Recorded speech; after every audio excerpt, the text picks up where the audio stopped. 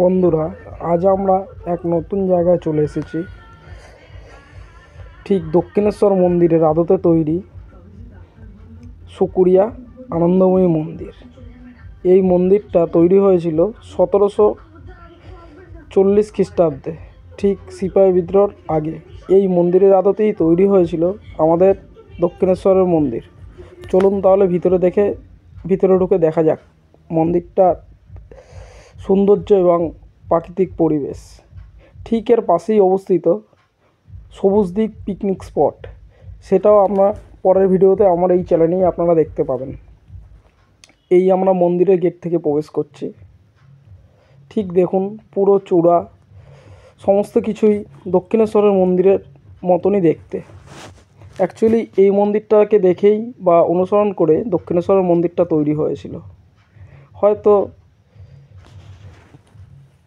হয়তো পরিবেশগত কারণে ওটা কলকাতা নিকটবর্তী বলে অনেক সৌন্দর্য, বিশেষ করে রং, মার্বেল এইসবের দিক থেকে হয়তো এই মন্দিরটা পিছিয়ে, কিন্তু মন্দিরের চূড়া, কাঠামো সমস্তটাই একই রকম। আপনারা যদি ঠিকভাবে দেখেন তাহলে বুঝতে পারবেন। দেখুন, এই যে মন্দিরের পাশে সারি সারি ছোট ছোট মন্দির আছে, যেগুলোর মধ্যে লক্ষ্মী, গণেশ, শিব, নানা ধরনের ঠাকুর আছে।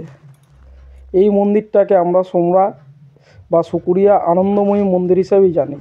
এই মন্দিরে আপনারা যদি কেউ আসতে যান, তাহলে আপনার শিয়ালদা থেকে নৈহাটি লোকাল হয়ে কাটোয়া লোকাল ধরে সোমরা স্টেশনে নামতে হবে। এবং যদি আপনারা কেউ হাওড়া থেকে আসেন, তাহলে আপনাকে হাওড়া থেকে ব্যান্ডেল হয়ে কাটোয়া লোকাল ধরে সোমরা স্টেশনে নেমে অটো ধরে ঠিক 10 মিনিট লাগবে, অটো বা টোটো ধরে। বা আপনি ডাইরেক্ট হাওড়া থেকেও কাটোয়া লোকাল ধরতে পারেন। সোমরা স্টেশনে নেমে টোটো ধরবেন, 10 মিনিট লাগবে, এই মন্দিরে চলে আসবে। পিকনিকের সময় এই মন্দিরের আশেপাশে যে আপনারা যে বাগানগুলো দেখতে পাচ্ছেন, খুব সুন্দর একটা প্রাকৃতিক পরিবেশ। আম বাগান, সাইডে ফাঁকা মাঠ, এইখানে যথেষ্ট পরিমাণে পিকনিকের ভিড় থাকে এবং বহু দূর থেকে ট্যুরিস্ট বাসও সবুজদ্বীপ সংলগ্ন সুকুরিয়া আনন্দময়ী মন্দিরে দেখতে আসে। আশা করি আপনারা একবার ঘুরে যেতে পারেন, খুব ভালো লাগবে, খুব ভালো একটা পরিবেশ। এবার আপনাদের দেখাচ্ছি মন্দিরের ভিতরে মা আনন্দময়ীকে। আস্তে আস্তে আমরা মন্দিরের সামনে যাচ্ছি। এখন যেহেতু দুপুরবেলা, পুজো হয়ে গেছে, ঠিক এখন 1-1:30 বাজে, এর জন্য মন্দির তালা দেওয়া এবং মন্দির এলাকায় কোনো লোকজন নেই।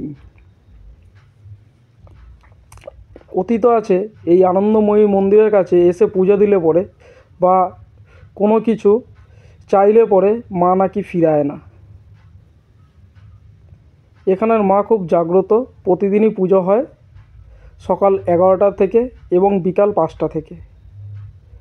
সিজন ছাড়া খুব একটা পুজোয় ভিড় হয় না। শনি মঙ্গলবার মোটামুটি ভিড় হয়, অন্যান্য দিনগুলো নর্মালি। তো আপনারা চাইলে আসতে পারেন, খুব সুন্দর একটা প্রাকৃতিক পরিবেশ, খুব ভালো লাগবে। মন্দিরের পিছনের পরিবেশটা দেখুন, পুরো ফাঁকা ধুধু মাঠ, গাছ আর গাছ, সবুজ আর সবুজ। যেন এক শহরে আবহাওয়া থেকে ভিড়, ঠেলাঠেলি, সেই সব পরিবেশের থেকে মুক্ত হয়ে একটা শুদ্ধ বাতাস পেতেন। এরম একটা পরিবেশ কলকাতা নিকটবর্তী কখনোই পাবেন না।